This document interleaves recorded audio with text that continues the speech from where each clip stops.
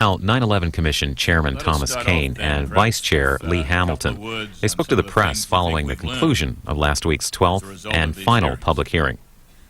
We learned that NORAD and the FAA were unprepared for the type of attacks launched against the United States on September 11th. They struggled under very difficult circumstances to improve the homeland defense against a challenge that they had never encountered and had honestly never been trained to meet. We learned there was great chaos that morning. Communications simply weren't good. Situational awareness was poor, and that was poor at all levels of government. We learned that the military had very little warning of the hijackings. The 9-minute notice of the American 11 hijacking was the very most the military received on the morning of the 4 hijackings. There was no prior notice. They turned it off on me. Oh, there it is, back on again. There was no prior notice of the United 173 or United 93, and 2-minute notice of an unidentified plane heading toward Washington, later identified as American 77. We learned that by the early 1900s, bin Laden had established a complex, well-organized terrorist organization with international reach. We did not begin to understand the scope and sophistication of Al-Qaeda until a number of years later. We presented for the first time yesterday, since 9/11, a complete overview of how the attack on America was conceived and planned and prepared and executed as best we can possibly understand it at this time. We learned that the 9/11 plot was meticulously organized over many years, that the plotters had their problems: failure to train pilots, failure to get recruits into the United States, dissent, disagreement within the team, and dissent at the highest levels of Al-Qaeda. But the plotters overcame their problems. Al-Qaeda adjusted. It exhibited flexibility and succeeded. We learned among the many details of the enemy plan the role of Zacarias Moussaoui. He apparently received funding from Al-Qaeda for pilot training at a time when one of the pilots in the 9/11 plot nearly bailed out. We also learned just how little 9/11 cost. For less than $500,000, the plotters were able to inflict astounding devastation upon us. And finally, we were reminded again of the continuing threat of Al-Qaeda. Its intent to inflict harm is clear. Its capability today to harm us is unclear. And our efforts to collect intelligence on Al-Qaeda will and must continue. We are prepared to receive your questions. Okay, when recognized, please give your affiliation. And over here, please. Hi, Laura Sullivan, Baltimore Sun. The FAA failed to tell the military for 30 minutes that these hijackings were going on, and failed to tell the pilots for 13 minutes to lock their cockpit doors. Do you feel satisfied with the answers you got from them? No. I think the encouraging thing is that they have testified about the improvements made since 9/11. A lot of steps have been made with respect to communications and protocol and procedures and training, and apparently exercises as well. And the testimony is pretty strong that there have been remarkable improvements since 9/11. The gentleman right here, second. Hi, Mike Torahan with the Denver Post. You said that NORAD and FAA were unprepared. You've both served in government a long time. You know about the distractions that nip at bureaucrats and leaders every day. Hindsight is 20/20, but should they have been better prepared? I believe they should have. Now, whether they obviously they couldn't have been completely prepared, but there had been a number of warnings over a number of years. They weren't the only ones who weren't prepared in government.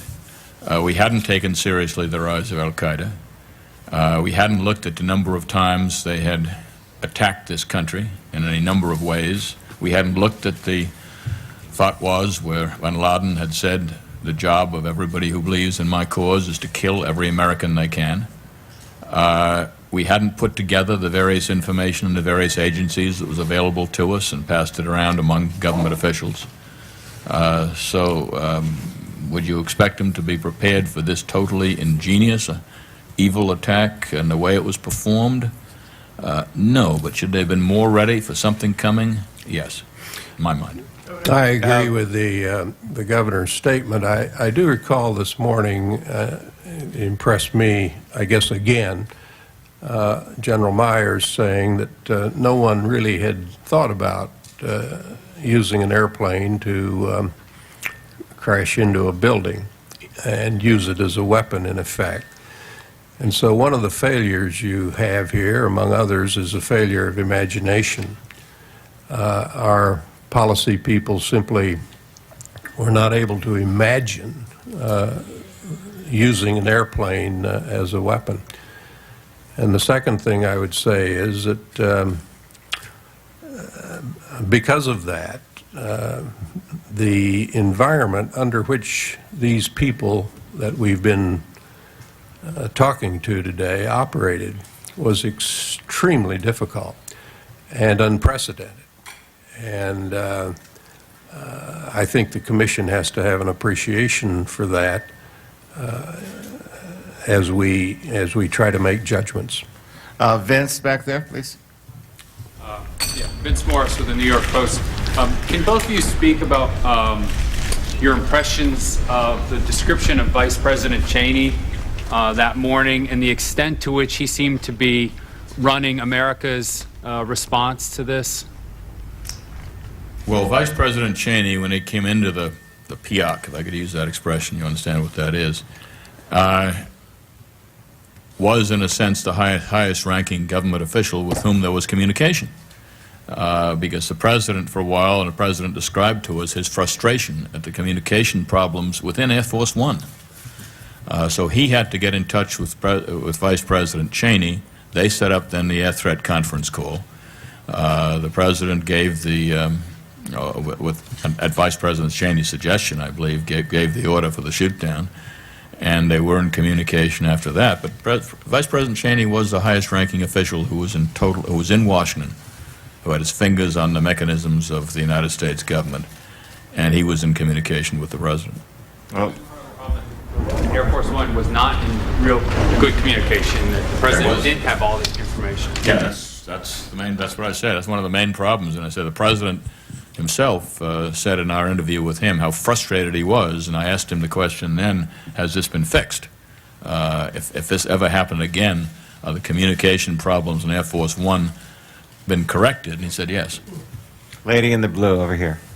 Yes, Victoria Jones, Talk Radio News Service. The Associated Press is reporting this morning that President Bush has disputed your finding that there was no collaborative relationship between Saddam Hussein and Al-Qaeda. Would you like to comment on that? Well, all we're going on is the evidence that we have found. What we have found is that were there contacts between Al-Qaeda and Iraq? Yes. Some of them are shadowy, but there's no question they were there. So that is correct. What our staff statement found is there's no credible evidence that we can discover after a long investigation that Iraq and Saddam Hussein in any way were part of the attack on the United States. I must say I have trouble understanding the flap over this. The Vice President is saying, I think, that there were connections between Al-Qaeda and Saddam Hussein's government. We don't disagree with that. What we have said is what the governor just said. We don't have any evidence of a cooperative or a corroborative relationship between Saddam Hussein's government and these al-Qaeda operatives with regard to the attacks on the United States. So it seems to me the sharp differences that the press has drawn, the media has drawn, are not that apparent to me. Well, Bob, right up here. Commissioners, your colleague, Senator Affiliation, Slade. please. Oh, Sorry. WNYC, National Public Radio in New York. Your colleague, Senator Slade Gordon, really elicited one of the most interesting responses today when he actually brought up, I believe, a scenario that happened not 2 years ago, not 3 years ago, but a couple of weeks ago. What went through your mind when you heard that apparently that this conscientious FAA employee found himself in somewhat of the same jackpot that they found themselves on September 11th in terms of command and control and who to talk to? Did that give you any pause about whether or not we've learned anything? Yeah, it gave me the jitters. I mean, what it basically said was that although people are telling us these problems have been fixed, some of these problems still out there, and he said that himself. He said, we got to get this fixed because people have got to know who's in charge when these emergencies occur. And that was another occasion, all too recent, when nobody was quite sure who was in charge and who should give the order. Maria? Marie Coco with Newsday.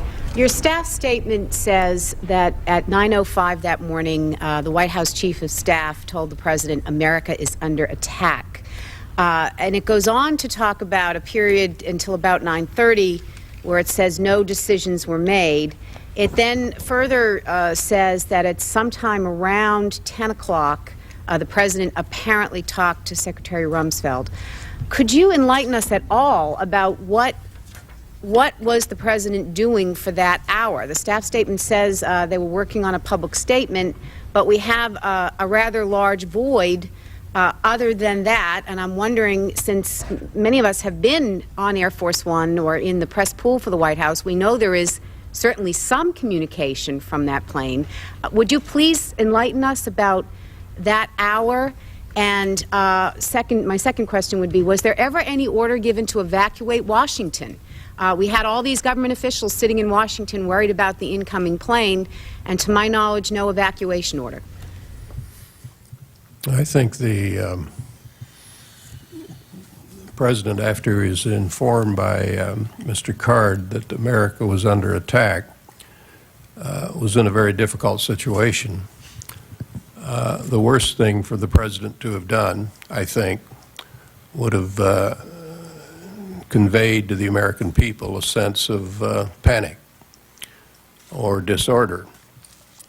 I think he made the right decision in remaining calm, in not rushing out of the classroom. Remember, the press, perhaps some of you, were there in the room with the President. And information at this point was still uncertain. So there was a period of time when the President was in that room and finished his obligations and then went out of the room, and it took a while to get the President back to the airplane. One of the bits of trivia I remember is that the motorcade was headed in the wrong direction, and they had to turn the motorcade around to get it headed towards the airport. And those kind of things do take time.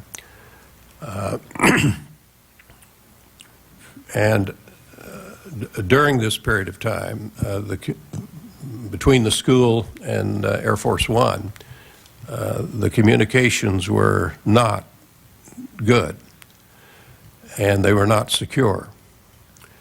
Now, that's an area I think has been corrected, as I understand it. Once they got onto Air Force One, communications were much better. Your second question with regard to an evacuation, I do not recall any consideration of such an order, but there were quite a few moves towards maintaining the continuity of government to make sure that very high-ranking officials in all three branches of government were secure. You also asked about the Secretary Rumsfeld.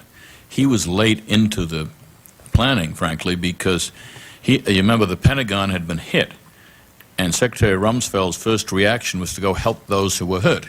And he was in there among the rubble for a period of time, and therefore he was late into those calls. The President talked to both Condi Rice and the Vice President before Secretary Rumsfeld was involved. Gail Sheehy, Pacifica Radio. Governor Kean and talk a tad louder, please. Sorry. Governor Kean, the FAA Command Center in Boston knew by 9/16 there was a multiple hijacking. You spoke about Secretary Rumsfeld, Department of Defense Secretary. Why was he missing in action all morning before the Pentagon was hit? You have FAA headquarters talking at 9:49 about Flight 93 and the command center saying, do we want to think about scrambling aircraft? That's 10 minutes or 8 minutes before 93 was taken down by passengers. Why wasn't Secretary Rumsfeld in the loop? Why wasn't he in the Situation Room? Why was he just missing in action all morning? Well, he wasn't missing all morning, but he had no knowledge of what was going on, I believe, until the Pentagon itself was hit. I mean, wouldn't he be expected to have knowledge? Because the communications that we've outlined today, step by step, there was a real problem with communication that morning. There were an awful lot of people who should have been in the loop who weren't in the loop. There were a lot of things that should have been done and weren't done. And hopefully some of those things have been corrected. But he was not, I believe, knowledgeable until the Pentagon was actually hit. Is that correct? I think the Secretary of Defense, as you all recall, went immediately to try to see if he could be helpful, and he was in the parking lot for an extended period of time, trying to help with the rescue efforts. He then returned and he joined the air threat conference call at 10:39 a.m. And by that time, the Vice President and the President had already been in touch with one another, and the so-called shoot-down authorization had been given. After Flight 93 had crashed, correct? So the shoot-down order didn't apply except to other aircraft in the air. But the question I just keep coming back to is Secretary Rumsfeld was in the dining room at the Pentagon. Then he was in his office, and he had to go to the window of his office to see that the Pentagon was shot down. Couldn't somebody have called him in his office? Doesn't that make us a little nervous about the Secretary of Defense? Well, I think a lot of things about this story make us nervous. Communication is one of the main ones, and Secretary of Defense isn't the only one. He was aware that the second plane had hit the Pentagon, but by the time he became aware of that, not the Pentagon, excuse me, the World Trade Center, but they didn't convene the command center till about 9:30, and then of course when the Pentagon was hit, that took him out. But this whole story is one of a failure of communication. And you find it here, you find it a lot of other places, has been outlined today. And that's one of the areas that we've got to get right. Gentleman in the front row, please. Mike Jordan, Chicago Tribune. I just wanted to ask sort of a bottom line question to you. Compared to the version of events that was publicly given right after the attack, it seems like there's a lot of what all the details you've learned since. Has this sort of surprised you how chaotic it was in comparison to the original public portrait of it? What's the difference in your mind between the original public portrait that was in the media that we were reporting before you guys did your independent investigation and the one you have now in terms of how people responded that day? Well, I guess what has surprised me is that we're really the first ones to put it all together.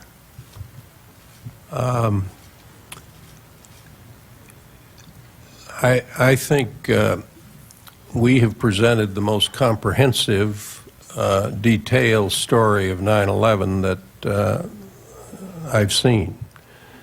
And what I remember, I may not remember correctly, but what I remember after 9/11 is that you had a lot of bits and pieces. That is, every agency, every department was telling their story, and a lot of individuals were telling their stories as they recollected the events of those days. And one of the things that struck me as we began the investigation here is that the story had never been put together in a comprehensive, coherent way, detailed. And I guess that was our job, to try to do it as extensively as we could. But you're right to say the confusion Sure. that affected so many other areas. I mean, it's been called, I guess, the fog of war. But when this happens, the phantom planes, the decisions that were made based on a lack of information, the lack of communications, I mean, all this, this is the story of a lot of problems. And shame on us if we don't learn from them. I mean, the whole point of our investigation is not just to do what we've done. We've got to learn from these problems. Chris, please, and then we'll move around. The Philadelphia Inquirer. Governor Kean and Chairman Hamilton, your report this morning makes clear that there was a lot of... Chris. I'm sorry. Thanks. Your report makes clear that there was a lot of disparate information coming from disparate sources on the morning of September 11th, but with no one entity or person who was evaluating it or trying to make sense out of it. What would your recommended fix for that be? Well, I'm not going to talk about our recommendations now because the committee, frankly, hasn't agreed to them. We're still talking about our recommendations, but certainly a unified command and control is very, very important. I mean, people have got to know where the buck stops in every one of these areas, and people have got to have that information in order to make proper decisions. The gentleman in the yellow over here, thank you. Dan Gallo from Fox News. Wondering if you could elaborate a bit more on what you learned about the President's complaints about communication on Air Force One that morning. Was it phone connections, or what was it? Something that was routine before then, that there was this consistent problem, or what did you learn about that? Yes is the answer. They're phone connections. They were trying everything. Keep in mind, they're trying to understand what happened, and they're trying to get the motorcade going, and they're trying to get to Air Force One as quickly as they can. And the president is on the phone, and Andy Card is on the phone, and a half dozen other people are on the phone, calling a variety of people in Washington. And so there was a real communication jam. At some point, I think we heard that the president was using a cell phone.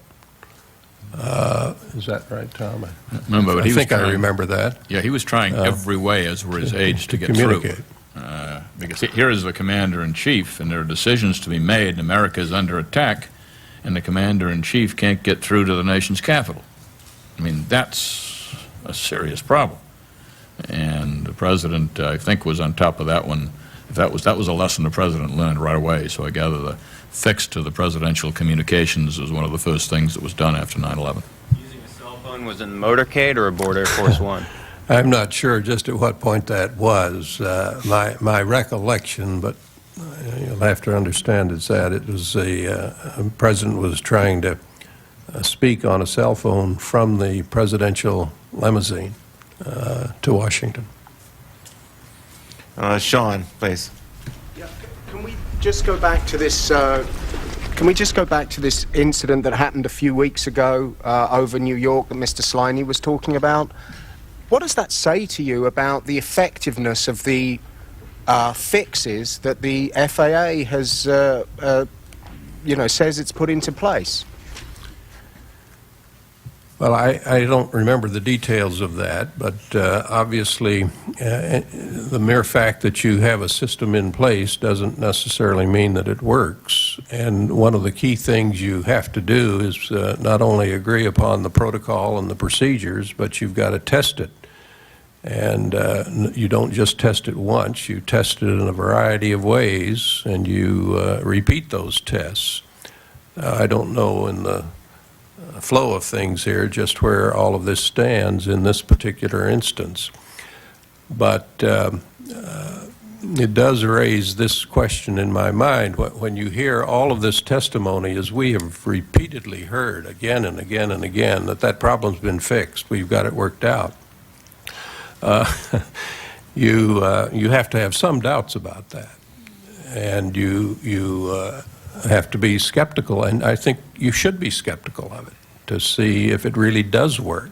Now, at the end of the day, we probably have to accept the word of the people that they are working on the problem and that they think they have a solution to it. But you have to keep testing that all of the time. And you have to test it under as near realistic conditions as you can develop. Yeah, but this was very, very disturbing, because you had a decision maker 2 or 3 weeks ago who didn't know he had the power to make the decision. And he was asking all over the place on the phone, who makes this decision? And then he had to find out he had the authority to make it. I mean, that's unacceptable. That is totally unacceptable, and we've got to keep on testing this system until we find out where those kind of breakdowns are and get them fixed. One of the themes that runs through our entire investigation is the question, who's in control?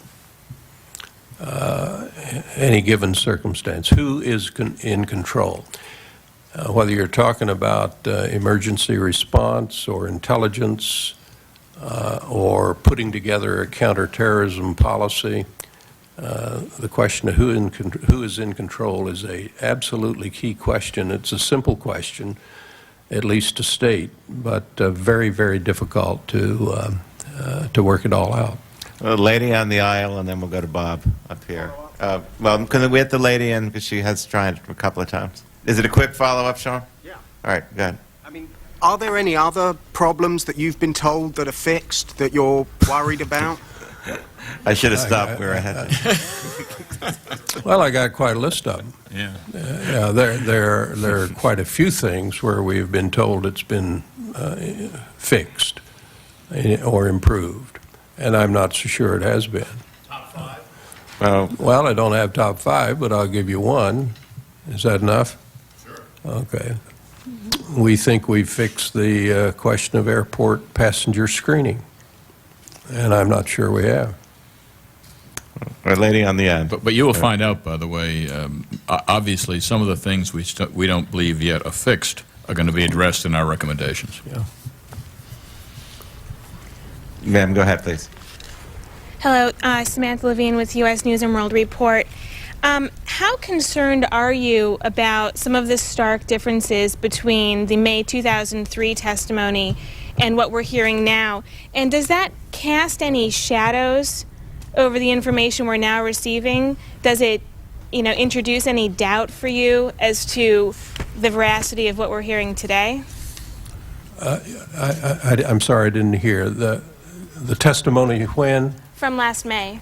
The differences. In the from NORAD and FAA. It raised any doubts in our mind. Yeah.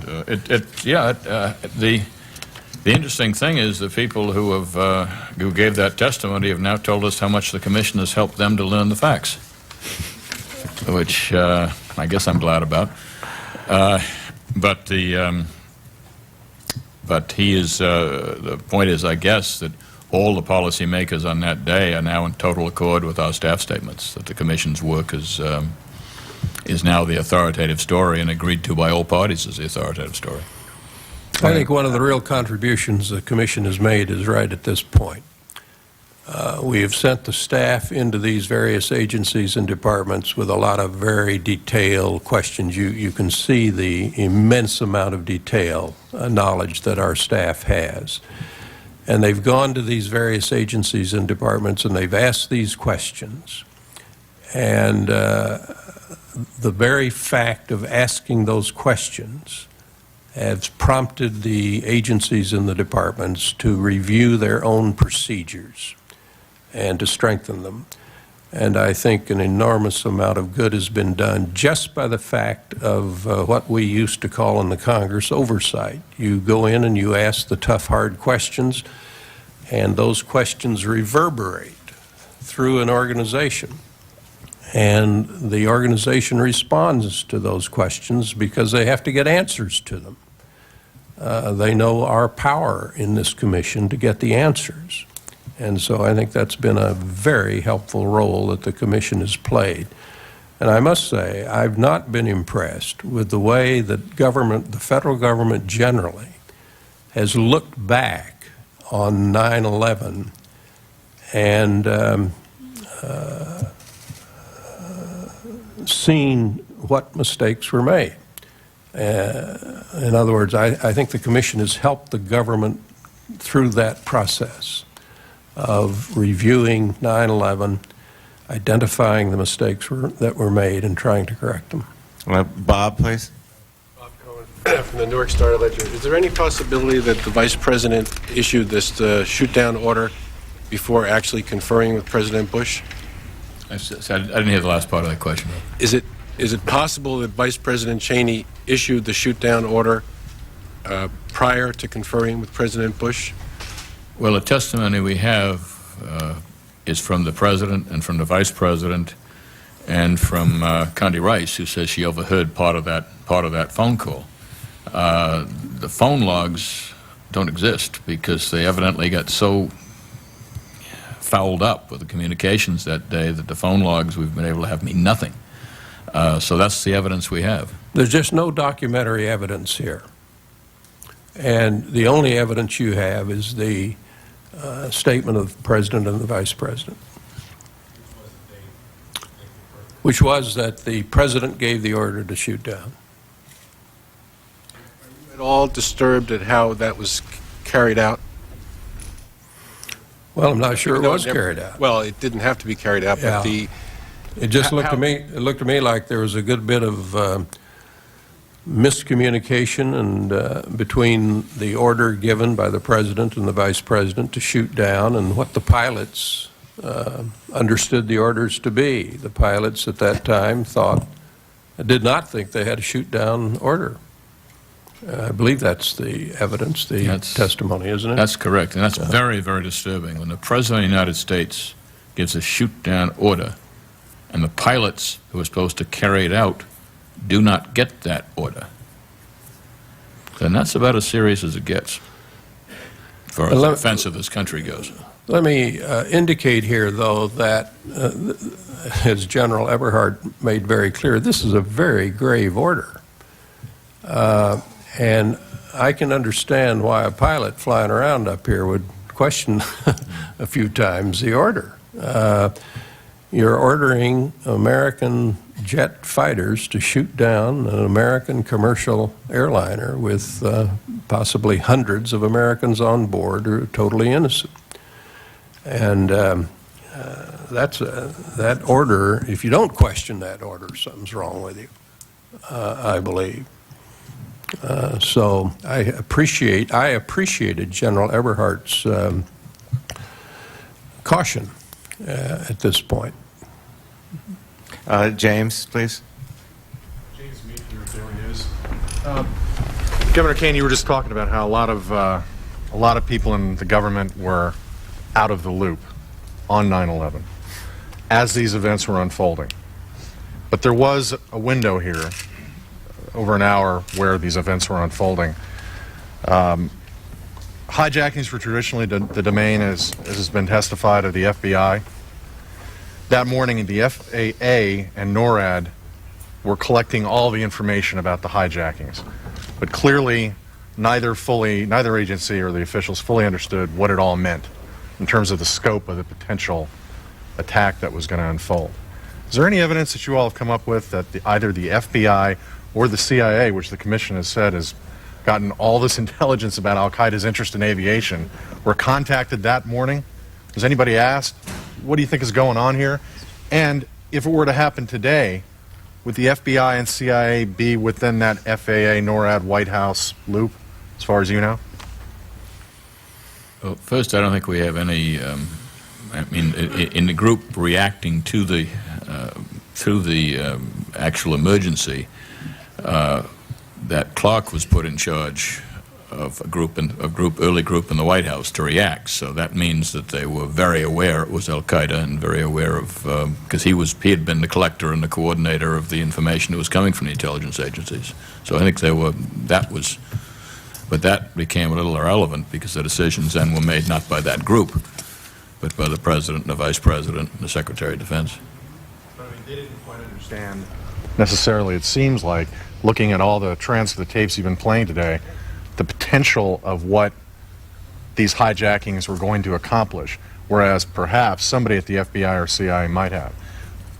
But the second part of the question is, today, are they part of the loop? If there's a hijacking today, are they going to be in on the line, so to speak, to give their input? I believe they would be, but I think, I think they would be, because the intelligence would be gathered in TTIC, I believe, quickly, although that may be a little misleading, I'm not sure, but if I'm right about the intelligence coming there quickly, the FBI would be involved immediately. Yeah, the staff, based on their work, believes they would be. Yeah. Michael, this will be the next to the last question. Go ahead. Mike Kelly, Bergen Record. Given the kinds of communications problems that we've heard about this morning, do you agree or disagree with, I think it was General Eberhard's statement? He said that had the military had the information sooner, that they could have responded and prevented, I think he said, all 4 of the planes from being Well, hijacked. it was an extraordinary statement, and he based it on modeling, as I recall, that they have done. We have no information otherwise, but now he's making a lot of assumptions there, I think, about almost instantaneous communication. And it's almost a hypothetical, well, it is, I guess, a hypothetical question. But I heard that statement with some surprise, personally. What more important to me was that he feels that now the communications is instantaneous, and he believes that if such an event were to happen today, that they would be capable of taking out all 4 planes. I hope he's right. All right, Shelban, you'll be the last question. We may get a chance to talk to some of you later on the way out. But Shelban, go ahead. Back on oversight, given... Affiliation, please. Oh, Siobhan Gorman with National Journal. Thank you. On oversight, given this commission's aggressive role in performing oversight, what concerns do you have about the government's ability to continue that and keep the pressure on once the commission's work is done? Well, I think our job in the follow-up to the Commission's recommendations will be to present those recommendations to the Congress and to the executive branch. And I think the chairman and I are committed to doing that. We're thinking now about what kind of a plan we will have to achieve it.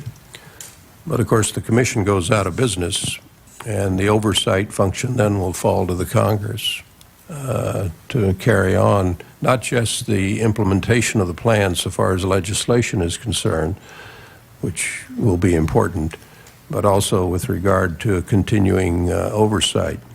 I'm a very, very strong believer in robust congressional oversight of the activities of government, and I'm very worried about that in the Congress today. I think the intent is good to have oversight, but because of a lot of factors which we won't go into here, the oversight has not been all that robust in the Congress. So we will have to urge the Congress to follow up, not just in terms of implementation by legislation, but also by continuing and sustained oversight. Yeah, I obviously agree totally with the Vice Chairman. And I might say that, as you know, is one of our mandates, to look at oversight. And it will be addressed to some degree, at any rate, in our recommendations that we're now talking about. I want to thank you all for joining us these past few days, and appreciate it very much. Okay. You're heading right back.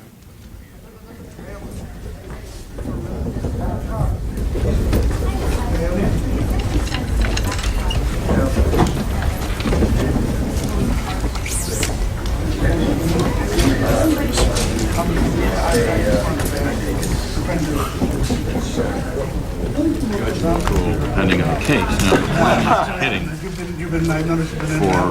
let's say, I'm trying to juggle one of the conventions Yeah. where there are thousands and thousands of people gathered. directing the Center on Congress at Indiana University and president of the Woodrow Wilson Center. I have a very understanding board of directors at the Wilson Center. I've been very appreciative of their understanding. And I also have staff, both places, that exceedingly good and pick it up. But I'm on the phone with them. I've been over 3 times this morning. So I keep in pretty close touch with them. I finished last night here and went back and did a day's work in several hours at the Wilson Center last night. But you're no young spring chicken. I mean, is this taking a drag on you? Is this You're right. I'm no young spring chicken. Well, no, so far so good. do you have any regrets taking this sort of workload on? No, I don't. I do not have any regrets about it. It's been an enormously challenging. 26 deadline for getting it out. Well, we're moving to meet our deadline. About as challenging as we will anything have I've our part time. The White House has set up a special. But there's great reward to it as well. There really is an expectation now. We're not planning to give him a classified report. We're planning to give the White House an unclassified report. We believe can be published right away. And we have a number of people working for the commission. So I know that I'm doing important work. Plus, we've got all the staff great satisfaction which have already been declassified. In your job, you're now flying backwards and forwards. In light of what you discovered on the commission, does it give you any concerns that you get on the plane and you say... Well, I may know more all than those the average reasons, person. I'm optimistic that we will have the report. Have they made you any commitment?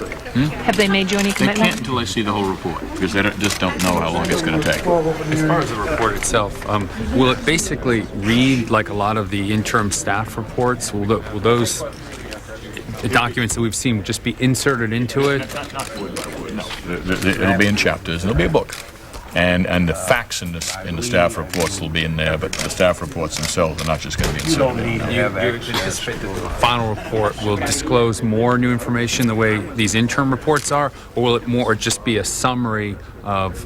There will be some new information in the final report, but we've tried to get out a lot of the most important information in these public hearings, since we thought, frankly, it was a more effective way to do it than simply putting it all in one book at one time. Okay, so in addition, wait, can I just follow up just real quick on the report? I just want, and so at the end there will be a series of recommendations and conclusions, I assume. And if you don't get unanimous agreement on those conclusions or on those recommendations, have you already discussed having a separate, chapter or appendix where there's dissenting views? We haven't had to come to that point yet. And we hope we don't. Governor, to go back to Iraq real quick for clarification here. The report, the staff report yesterday does not limit itself only to the question of 9/11. I mean, it describes also the general relationship and concludes that after bin Laden returned to Afghanistan, they do not appear to have resulted in a collaborative relationship. So, no. I mean that. I think that's correct. Collaborative relationship for attacks against the United States. We pay expenses. That's not what it says. And a very modest. So now you're saying this is only about attacks, not about a relationship in general. What we know. I mean, I'm just reading what it says. Yeah, that's what we're talking about. What we know is that there were some relationships. And that's all we know. But those, no. And we don't know beyond what I've said. We just don't know. We do know from all the evidence we were able to come up with that there was not any relationship involving attacks in the United States. With Bush trying to communicate with Washington or with the White House or with Cheney, he uses the cell phone possibly in the motorcade.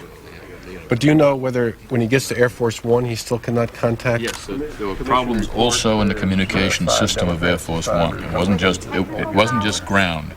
Well, there were problems with the system itself. It wasn't technical. The system itself did not work on that day the way it was supposed to communicate with the PIOC, which is where the people who were able to carry out the president's decisions were located. And the president, that's the control center where where Cheney and Rice and Rumsfeld and Secretary of Transportation, Minetto, all of them were gathered. And so the president was cut off, or periodically cut off, from communication with the people who had to carry out his orders, which was frustrating him. It was periodic. It wasn't he'd be talking, all of a sudden he'd be cut off. And he'd try to, it's like you and I. The way I thought about it was you and I and those damn cell phones. I mean, you're talking, and all of a sudden, there's something cut out, and that's the way the president was describing it to us. That's what I felt like. It was that kind of communication where he'd be well and long on a sentence, and all of a sudden it wasn't there anymore. He had to try to get it back. Was this a system that was rarely used between Air Force One and the PIOC, and so it just was it wasn't that it was a catastrophic failure that day? The most important thing is, obviously, the president got on that right away, and that has been fixed. There is a secure communication line. I mean, we've always been told that presidents can have conversations with foreign leaders from Air Force One on secure lines. That exists, and it did work, but had some failures. It failed in communicating with the ground. Now, I don't know all the technical reasons for that. Was it the NORAD? Well, it took place in a crucial period of time. I'm not sure how long time was in minutes or hours, but it was in that early period when communication was essential, because there was so many. The president said the false information that he got was coming in from a number of directions, and he had to try to sort it all out in order to make these decisions. He was told at one point there was a plane headed for his ranch. I mean, that kind of false information. He was told another plane was coming to Camp David. I assume it was. I don't remember. And one thing about that I thought was interesting is the report says that Karl Rove, of all people, was the first one to tell the president about the attacks on America. Were you surprised that it wasn't Condi Rice? It wasn't Rove. It was. No, it was Karl Rove. No, it was. He told Card, I guess, then. Yeah. Okay. Yeah, Card was the one who told the president. When the report comes out, are you planning to release just the report, or will you be releasing also non-classified documentary evidence that you looked at to back up the... Piling all the backup materials and try to figure out what's classified, what isn't classified. We'll be try to get everything public as best we can, and we'll be also doing our best to declassicify some of the materials that have been classified and make them available as soon as we can. That takes a while with the archives. We've got, as you know, we've got about 2 million documents here, so it's going to take a while. Do you have plans in your recommendations to address that, the release? No. We got to work on it. What more could or would you do with more time? On the report? On the investigation and the report? I think, it's very much, I'm a teacher, basically. And I know when you write a paper, that is never good enough.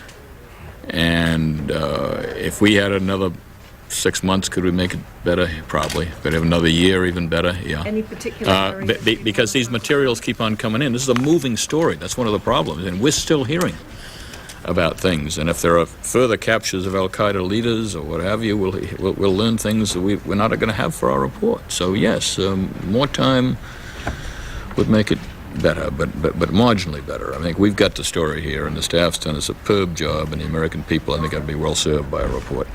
Just out of curiosity, there were a number of the Monty Belger mentioned, and I know other people have said as well, that the military was at some of these FAA facilities. Did your staff interview them? Was their information passed? Did they pass information on to NORAD and other people? Military had representatives at the command center and at FAA's ops center at their headquarters. Did your staff interview those military representatives? And what did they say they passed along? That's not the way the military liaison works. Yes. We did.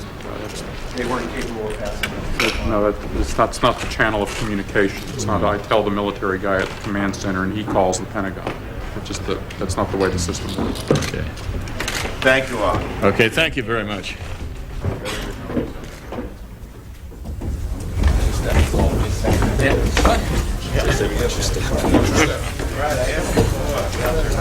I was assistant secretary today. It was a glory day. Oh, do you? So do you? Next on C-SPAN, family members of those killed on September 11th talk about the 9/11 Commission's findings thus far. After that, we'll switch gears and take you to Capitol Hill for a hearing on gas prices. Later, Road to the White House goes on the campaign trail with John Kerry and Laura Bush.